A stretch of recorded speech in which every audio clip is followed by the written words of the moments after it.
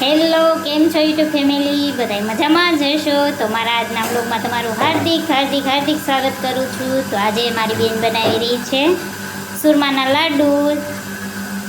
તો મારી બેને લોટ બાંધી દીધો છે ભાખરીનો, ને હવે જો એ વણવા માંડી છે. તો આટલી ભાખરી વણી નાખી છે, સાથે સાથે તળતી બી જાય છે. જો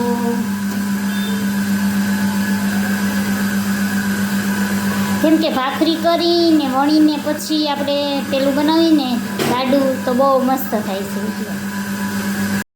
તો આ ભાખરી તળાઈ ગઈ છે, અને આ ભાખરીને મેં છે ને પેલી કરી નાખી છે. અને હવે આપણે આને મિક્સરમાં ક્રશ કરી લેશું હાવ ઝીણું.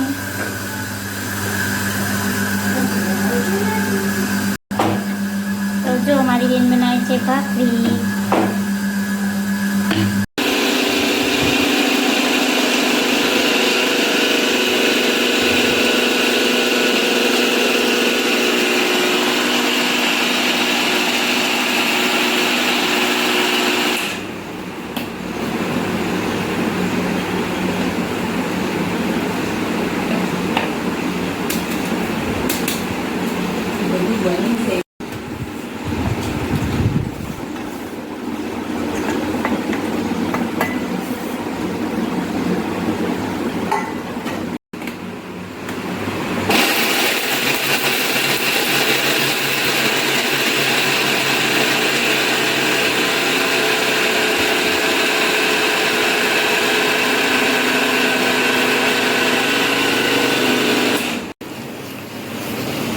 તો આપણે મિક્સરમાં ક્રશ કરી નાખ્યું છે,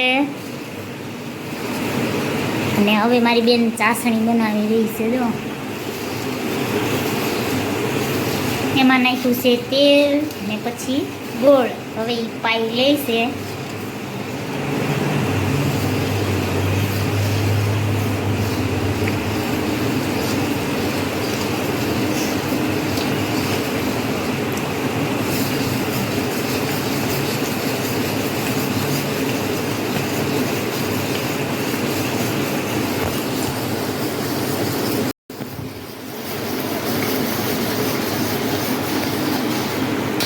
પાઈ અને હવે એણે નાખી દીધું છે પેલું મિક્સરે દળેલું છે ને એમાં.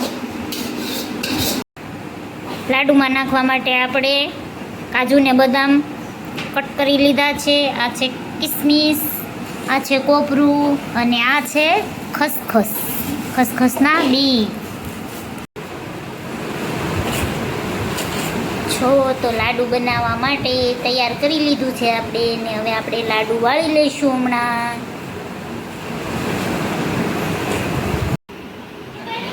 તો આપણે બધું મિક્સ કરી, તો આપણે બધું હવે કાજુ ને બદામ, કિસમિસ ને કોપરું મિક્સ કરી દીધું છે, અને હવે બનાવવાના છે લાડુ.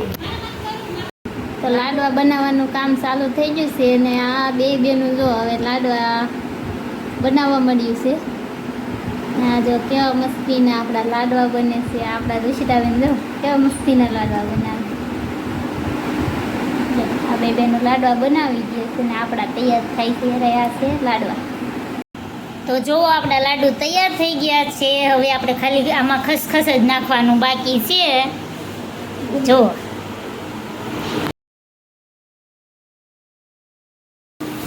તો જુઓ તૈયાર થઈ ગયા છે આપણા લાડુ, અને હવે આપણે આમાં ખાલી ખસખસ નાખવાનું જ બાકી રહ્યું છે. તો કેવા લાગ્યા મારા લાડુ કોમેન્ટ કરજો.